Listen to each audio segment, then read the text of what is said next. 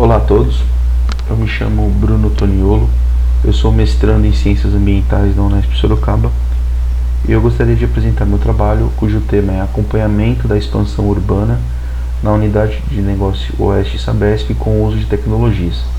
Esse trabalho também foi feito com o auxílio do Darlan Colins da Cunha Silva, que é o meu co-orientador, ele é professor doutor na Unesp de Registro, e também com a ajuda do meu orientador, que é o Roberto Wagner Lourenço, professor doutor na Unesp Sorocaba. Então, começando com a introdução. A gente sabe que a crescente expansão urbana é um dos principais problemas desde o século XVIII, de forma que as sociedades começaram a crescer sem planejamento, de forma desenfreada.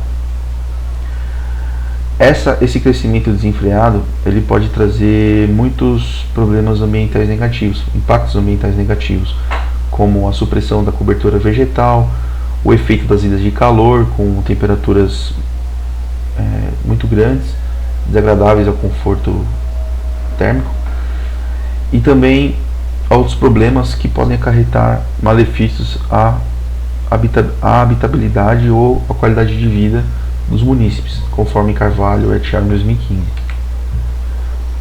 Então, se por um lado existe a crescente valorização dos loteamentos e dos espaços vazios, por causa da especulação imobiliária, do outro lado também existe o surgimento frequente de ocupações irregulares em áreas de mananciais, como favelas, núcleos de baixa renda, e, infelizmente, a ineficiência do poder público em oferecer uma estrutura adequada à população por falta de verbas. Ou seja, não existe arrecadação suficiente para poder atender todos os municípios com dignidade, conforme Aristides em 2005. Então, o sensoriamento remoto ele serve como uma ferramenta para monitorar e quantificar os impactos ambientais causados pelo crescimento demográfico sem controle, especialmente por existirem fontes gratuitas e confiáveis, como por exemplo o modelo digital de elevação em Topodata e as imagens de satélite, como por exemplo o Landsat, Sentinel, do site Earth Explorer, informe Júnior et al. 2011.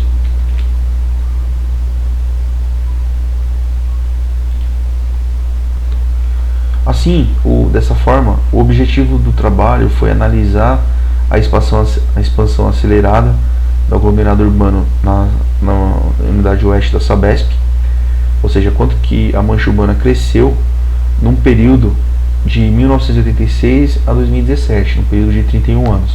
Quanto que a mancha urbana cresceu nesse período através do auxílio do sensoriamento remoto. Então, referente à área de estudo, a área de estudo é a MO, que a gente chama de Unidade de Negócio Oeste Sabesp. Ela é uma divisão estratégica que atende 12 municípios, conforme aqui a figura rosa aqui. São 12 municípios na região oeste da região metropolitana de São Paulo. Então você vai ter Pirapora, Itapevi, Barueri. Por aqui está passando, aqui em Barueri está passando a Castelo Branco e aqui em Cotia está passando a Raposo Tavares.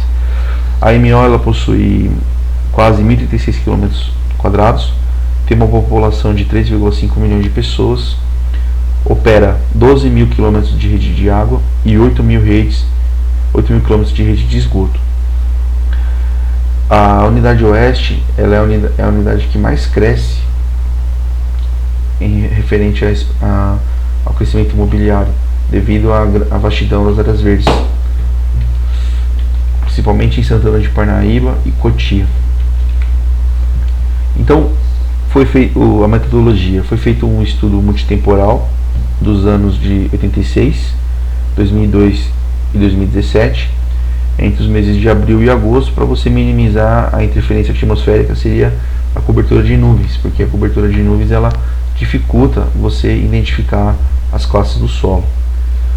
Para o primeiro intervalo de 86 a 2002 foi usado o sensor Thematic Mapper TM do satélite Landsat 5 nas bandas 4, 5 e 6, e no segundo intervalo de 2002 a 2017 foi usado o sensor Operational Land Imager, chamado OLI, nas bandas 5, 6 e 7. Respectivamente, essas bandas são infravermelho próximo e os infravermelhos médios. As imagens de satélite foram retiradas do site Earth Explorer. O software usado nesse trabalho foi o QGIS Las Palmas 12.14. O QGIS é um software gratuito. O datum horizontal foi o SAD 69 com a projeção cartográfica UTM fuso horário 23S. E para a classificação do uso do solo desses períodos foi usado o plugin Semi-Automatic Classification, também conhecido como SCP. Foi feita uma classificação supervisionada para cada ano, utilizando o algoritmo que a gente chama de MaxVer, da máxima verossimilhança. Tá? Então eu coloquei em vermelho aqui para destacar que, segundo o Crosta 92, a classificação supervisionada é um processo de extração de informações em imagens a partir do reconhecimento de objetos homogêneos que são condizentes com a área da superfície terrestre. O termo supervisão se refere à necessidade de um analista para interpretar visualmente as amostras da classe de interesse. Existem vários algoritmos de classificação supervisionada, sendo o MaxVer um bastante utilizado. O MaxVer é do tipo pixel a pixel, isso é, ele usa de forma individual a informação espectral em busca de regiões homogêneas a partir da ponderação das distâncias entre as médias dos níveis de cinza das classes. Então, basicamente é o que? Cada imagem vai ter o seu pixel e cada pixel vai ter um número, um valor. Esse valor vai corresponder a uma classe da realidade. Então você vai ter lá um valor de pixel para vegetação, um para água, um para solo exposto. Então o que o analista faz? Ele vai interpretar visualmente a imagem, ele vai fazer amostras, polígonos, e aí ele vai executar um comando para o próprio plugin, baseado nesse algoritmo, ele criar uma imagem classificada com as classes que o analista vai alimentando no sistema. Então aqui nós temos um exemplo de como funciona. Você tem uma imagem de satélite e aqui do lado você tem um mapa temático com as classes feitas. Então aqui você vai ter, por exemplo, azul é water, seria água, laranja seria área urbana, tá vendo aqui, área construída, amarelo road, rodovias, esse roxo escuro aqui seria borrow soil, seria solo exposto, vermelho shadow seria a sombra dos edifícios, e em verde seria a vegetação, tá? Isso que é a classificação supervisionada.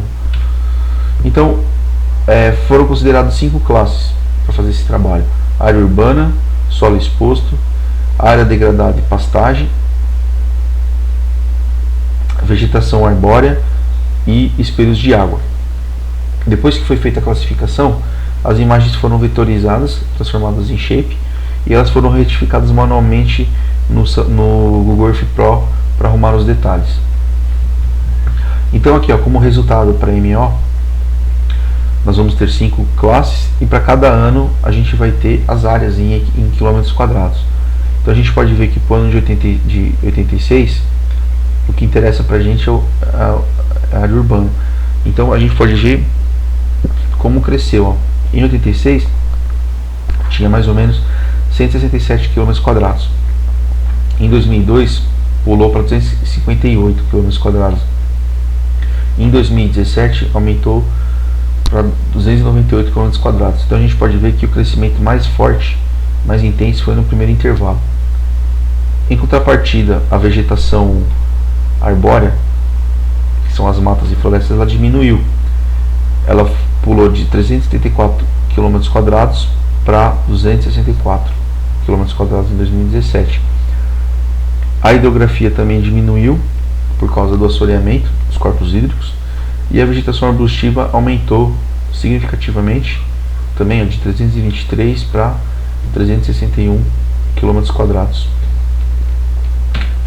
Então, a classe de vegetação arbustiva foi a classe que menos sofreu alteração por causa da sua quantidade majoritária, tendo um aumento de 11% de 86 a 2017. A classe de matas e florestas foi a que apresentou a maior redução, correspondendo a uma diminuição de 67% durante todo o intervalo. Este valor seria ainda maior caso não houvessem avanços na legislação ambiental. Então, como exemplo de área protegida, a gente tem na MO a reserva do Morro Grande em Cotia, que ela se manteve intacta durante o período inteiro. Então, olha só, a gente pode ver que a reserva do Morro Grande está aqui em amarelo, ela fica na face sul de Cotia. Então você pode ver que ela se manteve intacta ao longo do tempo, porque ela é uma área de proteção ambiental. Então você tem aqui uma riquíssima biodiversidade. Essa represa aqui é chamada de represa do Morro Grande, né, chamada represa do Pedro Bexeré, e ela servia como um sistema de captação e produção de água para o município de Cotia e Jandira. Só que aí veio o sistema São Lourenço, não é usado mais. Mas você pode ver que ao longo do tempo se manteve bem preservado. A classe de hidrografia, ela também teve uma diminuição de 67% no período, provavelmente por causa do assoreamento dos corpos hídricos e solapamento das margens. A classe de solo exposto, ela teve uma redução de 20% de 86 a 2017, porém a maioria desses espaços são loteamentos residenciais em fase de terraplanagem. A classe de área urbana foi a que mais aumentou no período, sendo uma média de 77%. Ela cresceu de forma espraiada, né, de forma pulverizada. Então aqui nós temos os mapas para os 3 períodos. Você vai ter o período de 86, 2002 e 2017. A gente pode ver, analisando o mapa, que aqui a região leste, que seria Butantã, Pirajussara, você pode ver que e Osasco geram regiões bem adensadas. Então elas cresceram um pouco, né, porque geram regiões bem urbanizadas. Agora você pode ver, por exemplo, aqui em Cotia, você vai ter essa fita aqui, ó, que ela cresceu de forma significativa. Essa fita rosa, aqui passa a rodovia Raposo Tavares, que é uma rodovia muito importante para a logística das mercadorias. Então você pode ver também que o crescimento urbano se deu ao longo da rodovia. A gente pode ver também, ó, que esse município aqui é Itapevi. Você pode ver que ele também tinha bastante área verde. É um município carente. Tanto Itapevi como Jandira e Carapicuíba são municípios carentes, mas você pode ver que eles também cresceram bastante, ó, ao longo do tempo, tá? Osasco sempre foi um município bem adensado em termos de população, e o município que menos cresceu em termos de população foi Pirapora do Bom Jesus, porque ele é um município muito distante, né? Então você pode ver que ao longo do tempo o crescimento da mancha urbana nesse município foi fraco. Então se visualizou o crescimento da mancha urbana no sentido noroeste, sendo que os municípios de Jandira e Carapicuíba tiveram uma expansão mais adensada, consequência de pouco espaço de área verde disponível, enquanto que os demais municípios tiveram um aumento urbano mais pulverizado devido à vastidão da vegetação. É importante ressaltar que esses municípios aqui, Jandira, Carapicuíba, são cidades dormitório. Então, muito desse crescimento se deu por causa, na verdade, de ocupações irregulares, tá? Diferente de Santana de Parnaíba e Cotia, que são caracterizados por condomínios fechados, regularizados, e muitos também de alto padrão. Muitos bairros da MO não existiam na década de 80, como os distritos Conceição e Coab Promorar, por exemplo, em Osasco. Aqui em Osasco, se você ver aqui, ó, essa feição que seria solo exposto, você pode ver que isso daqui na verdade eram bairros que estavam sendo construídos na época. Nesse município, em Osasco, na região norte é o bairro Paiva Ramos, que mantém suas áreas verdes com baixíssima densidade populacional, que é essa área verde aqui. Ó. Você pode ver que ao longo do tempo, na face norte, aqui está passando a rodovia Anhanguera, aqui na face norte de Osasco. Você pode ver que ao longo do tempo se manteve relativamente conservada, não teve tanta interferência antrópica. Por quê? Porque aqui é uma região de difícil acesso, então aqui tem muita chácara, muita área rural. Cotia teve o seu maior crescimento territorial no sentido sudeste, no eixo da rodovia Raposo Tavares, sendo que Calcaia do Alto foi um dos bairros que mais cresceu por causa da especulação imobiliária nos anos de 2000. Cotia é o município do MO com maior cobertura vegetal. Além dele ser o maior município do MO, ele é proporcionalmente o que possui maior cobertura vegetal, especialmente por causa aqui, da região da reserva do Morro Grande. Vargem Grande Paulista se emancipou de Cotia em 81, era um distrito, com forte evidência de solo exposto em 86, caracterizando a expansão dos empreendimentos residenciais, chegando até 2017 com sua mancha urbana bem consolidada. Taboão da Serra e os distritos Butantã, Pirajussara e São Paulo são os lugares da MO com maior densidade demográfica. Possui também a maior área impermeabilizada, sendo comuns a incidência de núcleos de baixa renda e moradias em áreas irregulares, principalmente ali na região do Guarapiranga. Santana de Parnaíba é o segundo município da MO com maior área de vegetação, e em 2017 se nota a presença forte de solos expostos, determinando a valorização imobiliária na região e a construção de novos empreendimentos. Ainda em Santana de Parnaíba, a mancha urbana evoluiu de forma radial a partir do centro do município, destacando a face norte no bairro da Fazendia e na face sul as regiões dos Alphavilles. Você pode ver, Santana de Parnaíba, aqui está o centro, ele cresceu de forma circular.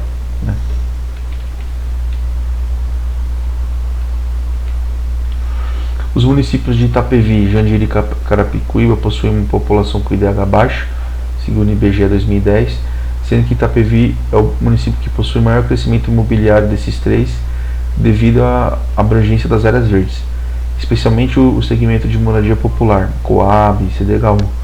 Os outros dois já possuem a malha urbana densada. Barueri possui o maior IDH da MO por causa do seu polo industrial Tamboré, com alta arrecadação de impostos, sendo que no período de 86 a 2017 a mancha urbana cresceu 174%.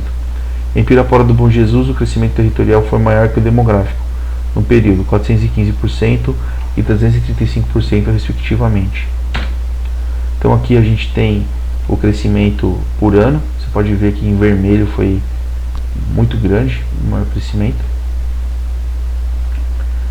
Então a figura 3 mostra que no término do período analisado a paisagem urbana consolida-se num padrão disperso de crescimento, mostrando evidente a conurbação entre os municípios de Barueri e Santana de Parnaíba.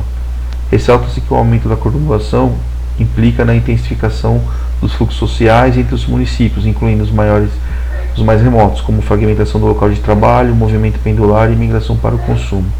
Aqui a gente tem uma sobreposição da mancha urbana por ano, em amarelo 2002, em verde 2017, em amarelo 86, verde 2002 e vermelho 2017. Então, as considerações finais. O crescimento urbano é intenso no MO, caracterizado pelo surgimento de condomínios fechados, supressão de cobertura vegetal, aumento de moradias irregulares e verticalização nos núcleos já densados. As gestões públicas pouco aproveitam os benefícios do SIG, em especial os municípios pequenos por falta de profissionais. A MO possui muitas áreas ociosas, coloquei entre aspas, porque são muitas áreas verdes que, do ponto de vista dos empreendedores, são excelentes para a construção. E essas áreas ociosas precisam ser analisadas cuidadosamente, sendo mapeadas como áreas de interesse popular ou áreas de preservação ambiental, de acordo com a legislação e o plano diretor. A implantação do SIG traz melhorias no mapeamento das áreas de interesse e regiões fragilizadas que precisam ser preservadas, servindo como orientador para atualizar os planos diretores. O monitoramento da expansão urbana permite prever as carências socioambientais que vão se manifestando na bacia hidrográfica, garantindo assim a elaboração de um plano de gestão que vise a sustentabilidade da bacia, esta indissociável do fator antrópico. Aqui nós temos as referências bibliográficas.